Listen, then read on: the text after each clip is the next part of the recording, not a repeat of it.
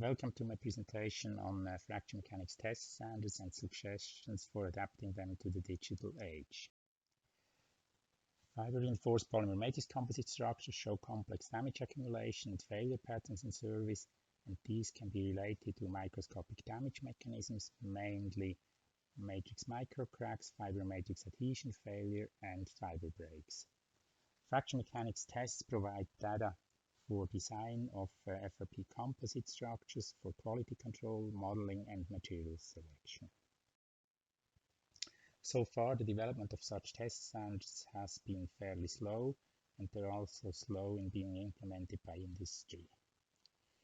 Most of the published test standards to date do not represent state-of-the-art digital technology, mainly with respect to data recording and evaluation.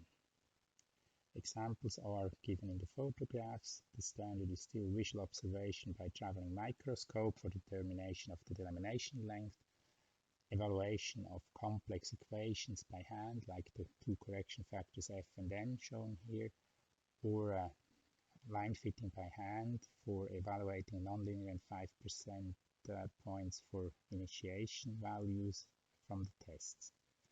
As a note on the side, it can also be mentioned that there is a typo in the ISO standard 15024. The correct numerical factor in this correction factor F is 3/2 and not 2/3. Visual determination of the delamination length is highly operator dependent. This is discussed in the paper by Blackman and co-workers, and specifically mode 2 case is quite difficult because of shear effects on the specimen edge and the complex pattern of the crack tip. An example from literature is shown here. It is difficult to identify the crack tip on this laminate, and one test standard in mode 2 hence recommends use of what is called effective crack length, that is calculated from the compliance change of the specimen during the test. However, this requires an additional calibration measurement initially. Joker and co-workers present another approach. They use a digital camera for recording the delamination length during the test, and the advantage of this specific setup is that the camera and the analysis are fully integrated into the test machine for synchronized recording of the data.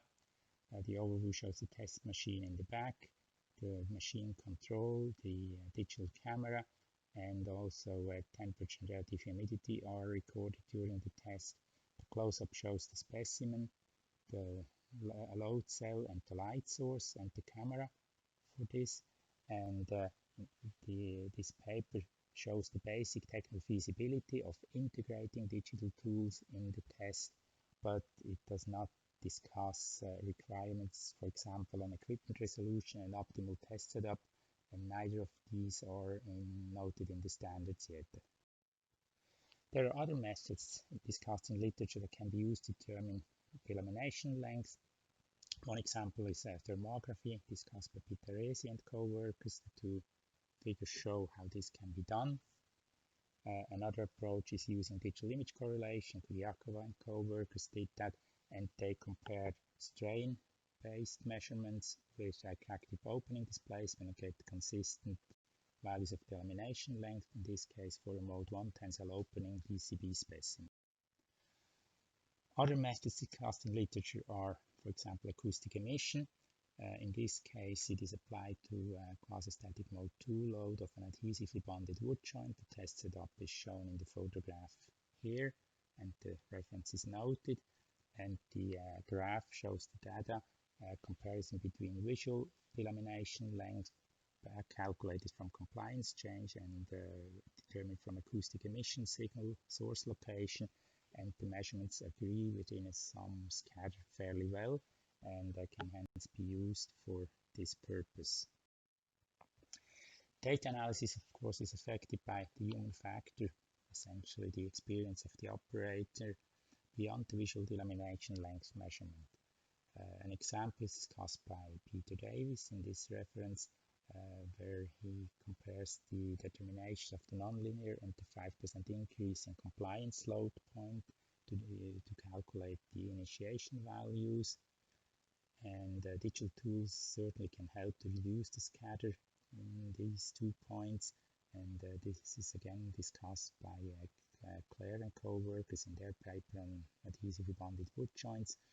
They use programmed digital routine to determine the nonlinear point and the 5% increase in compliance, starting from 2 selected starting points, and this works very well and yields very low scatter and high reproducibility.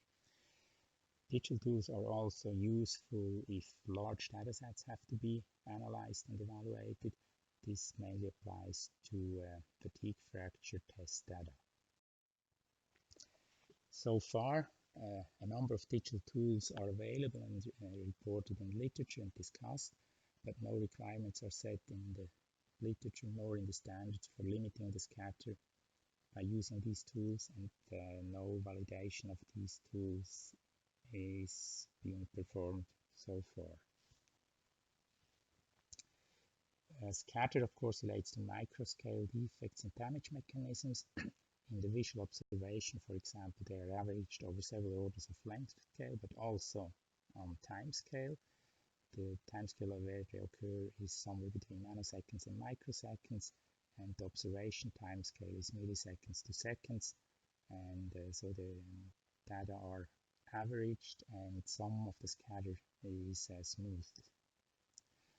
Understanding the damage mechanisms and the influence of the test setup and the data recording, of course, are important for assessing the scatter sources and reduce the scatter in the final results. In this respect, it could also be asked what the prospects are for using other digital developments such as artificial intelligence and machine learning in the data analysis, for example, to identify outliers or data sets where something went wrong and that should be eliminated from the database. As a summary and outlook, digital tools and technology are available but have not yet been implemented in the standard test procedures for fracture of composites. Digital image and image analysis are useful for determining delamination length sufficiently accurately, and that can be used for validating the compliance-based approach, the effective crack length. Statistical analysis, fitting, and extrapolations can also benefit from digital tools, and also data analysis, for example, to be used in modeling simulations where the scatter in the data has to be known, which is typically for each experimental measurement around 1%, can benefit from these tools. Understanding the source of experimental scatter is important, and artificial intelligence may in the future contribute to the investigation of that. Full integration of digital tools into test setup and analysis is the way forward in the digital age, but minimum requirements have to be set in the standards for that. Thank you for your attention, and the contribution is now open for questions.